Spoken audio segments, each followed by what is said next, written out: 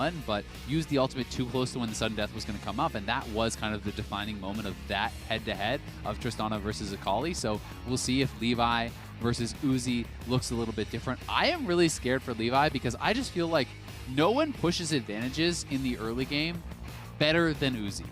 Yeah, both on Summoner's Rift, and it seems like here, right? Abyss, yeah. And so it's just so scary to think, all right, you're on Akali, you're up against Uzi's Tristana. Is he just going to kill your tower? Like, are you just going to lose the game straight up before you even get to fight him? You know, that is something that would be in the back of my mind going up against Uzi. Like, do I need to force an early fight? Am I going to be getting too far behind? But let's see if Levi can play it out as well as he's going to need to take down Uzi. We are mirrored on the combat summoners. Ignite barrier for both players. Levi will have his opportunities. I think your best chance probably is to be able to wait until you can get to that Gunblade, wait until the Ring of Fire, have everything available, and try to win that one all-in against Uzi.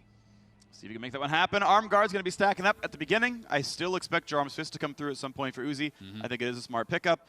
It's good stats, but we'll see it after the first set of recalls. Hexdrinker probably gets added to that lineup there as well, and if Levi's not getting wrecked in lane, should be able to get Arm Guard, Gunblade. We'll see if those items do come through. Early laning phase goes to Trist early on. Yeah, I mean, it's a good point, right? You know, we've seen actually every Akali player, I think, if it went to the end, get to that, at least that. You know, Faker actually got pretty far beyond that because he had a kill and he had gotten turret plates, everything. He had tabbies, he had an elixir, he had like all kinds of stuff. But Uzi has created such enormous advantages. Like when you look at the Renekton versus Kalista game, Levi wouldn't have had enough gold for that sort of an item set in that one. So we'll see how well Levi can play this out. I do believe he just used that Shroud, so that's going to be on cooldown. He will have to be playing it pretty safe in these early levels. You need some additional points in your queue before the wave clear can really become kind of threatening. And Uzi's going to be working away at that tower already. A little bit of early damage. Going to get that first play without too much difficulty. 120 gold, thank you very much. Charge knocks the minions a little bit low. It'll make the next bit of wave clear pretty easy as well. Bit of poke coming through from Levi, but we are seeing a CS difference. Decent damage. E hits the minion though, so not ideal there. Yeah, you also got to remember that there is turret plating. I want to say for the first like 1 or 2 minutes of the game. I know the fortification accurate, to get half damage. Yeah, excuse me, fortification, not turret plating. Obviously, with that lasts much longer. So that first little bit of damage Uzi did on the turret will be much higher later on as that turret fortification should fall off, and that's where you're going to be getting pretty scared. But Uzi, happy to take this trade, jumps away after the health pack lands, mind you, so he will have, I believe, that damage buff, and he does have access to his own health pack. All right, so health bar a little bit low, though. Levi, if he can find another E at some point, now the problem is the minion wave's not good for him. It's both going to block skill shots and deal damage back. And also Uzi will hit 6 first because he's killed off more minions. So Uzi is actually going to back out before Levi can get 6, knowing that there is potential for an all-in there. Uzi will just take the health pack away from his opponent and will look to reset. I would be expecting a Hexdrinker. Yeah, he's just going to go straight for that. I think Jarom's Fist is smart, as you're talking about, but it feels like people are less comfortable going for that because it's not something they're as used to. So Hexdrinker Rush has pretty much been the build for all marksman players in these types of matchups thus far. Don't know where Uzi is going to take us after this, if he's going to try to build towards an item completion or an individual component that's very effective. We'll have to see what he wants to do. Yeah, definitely some options. We've seen a lot of stopwatches. I wouldn't, by the way, ever build it until sudden death or you've died once, because immuning, like if you immune a kill, you stop 400 gold.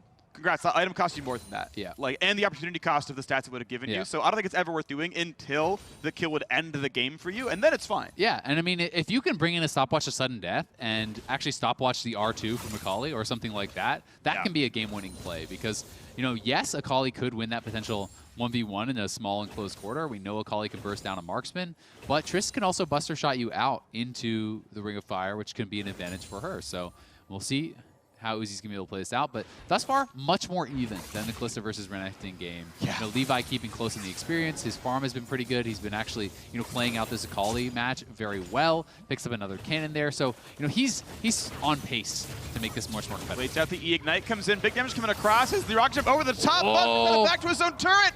Needs to land the onslaught. Lost vision. Oh. When can Levi find a skill shot? Because Uzi's going to push this wave in. But now where can he go? He's waiting, and rock jumps up in a couple seconds. Yeah, Uzi didn't know how close Levi was in that brush, so he actually used the barrier. You know, Levi wasn't in range, but he didn't know, could he shuriken flip in and actually hit me down? So Uzi was, you know, 1 hit from death. It is a full trade, ults and both summoners down for both players, but Uzi, because he has all that lifesteal, is going to sustain up enough to stay around, where Levi, it's much more dangerous, it feels like. So Uzi's going to be able to get a second turret plate. Levi wants to stay around wave clear, wants to get that cannon, will miss it, and will lose it looks like 2 more turret plates. So one has already fallen. Another one's going to fall at least on the next wave. And if you know that Levi recalled, you could actually stay around and potentially get it even lower. But Uzi's going to prioritize refilling his health, refilling his mana, and making sure that he's on even footing for any potential fight. I think it's the right call. I think greeting for the 120 gold on that plate is not worth it. We'll see what he adds. Blue trinket picked up at level 9, I believe it is. You can buy a blue trinket. We've only seen some of the players recognize that, and looks like Hextrinker upgraded all the way into Maw, so we are seeing the upgrade path quite a lot. If you are going to call that item gold efficient, it's through the lifesteal and spell vamp. That happens after the shield breaks. Otherwise, on a base stat level, it's not worth bidding. But if he's going for a more protected trade where you got a lifesteal back up, then that shield can be useful. And we have seen that actually happen even just today, right? Yeah. You know, in the Lee Sin matchup where Bippo had, I believe it was that Maw, he actually got a ton out of the lifeline, you know, kind of healing that up. But we will see how Uzi is going to be able to play this out.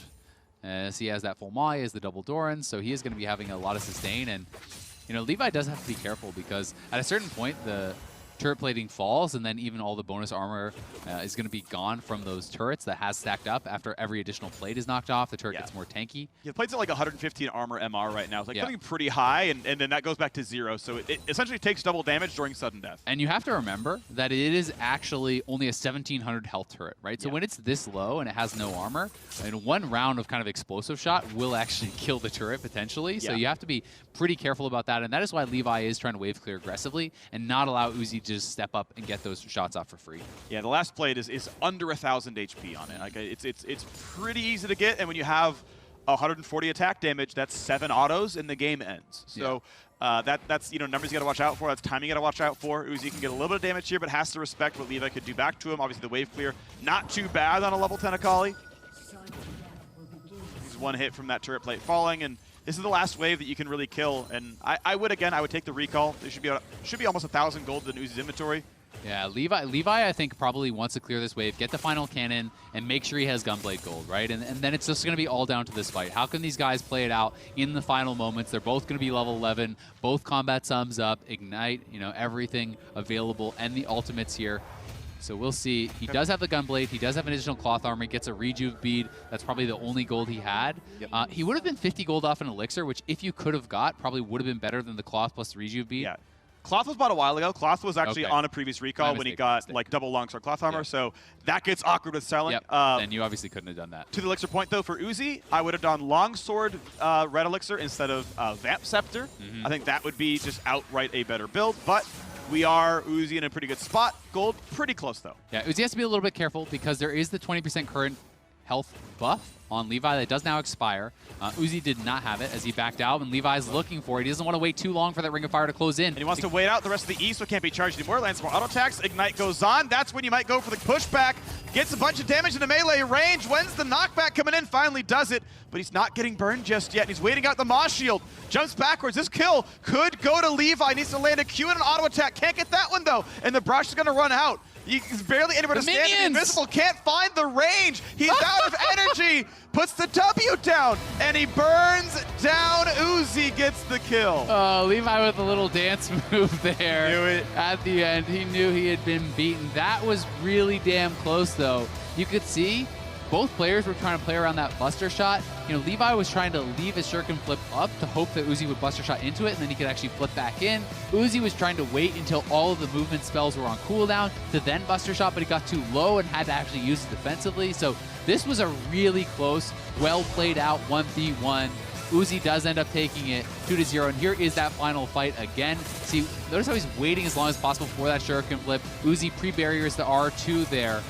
And then the Buster Shot has to come down because he's getting too low. But the Lifeline passive became pretty relevant here. He gets a little bit of damage, he jumps back, and he has Lifeline active plus double Doran's Blade and whatever runes he had. Try to lifesteal up off these minions. So he's actually clearing it out. Look at this, 44 health per auto on those minions. That is a ton of health he actually got back. Yeah. And then Levi with a little dance move, knew he was going to go down, died to an explosive shot off of the minion, but damn, that was close. That was close. So smart stuff. Uzi, cutting back. He's like, all right, hey, you know what? This advantages me. That life health's going up. Yeah, really, really big deal there. So maybe actually Vamp Pepper was better with how much he was actually hitting minions. It ended up being really nice.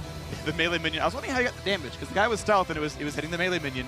split it for 150, knocked him down. Yeah. Well, it would have been, you know, he would have had life steal from the Wrath Potion anyway. I think it's champion only damage. I thought. Maybe I'm wrong about that. I could be wrong I too. think Wrath is champion only. Actually, regardless, Uzi is the better player. Bwipo, Uzi gonna be the battle in the final. That's gonna close out the day. So stay tuned throughout the rest of All Stars for that climactic best of 3.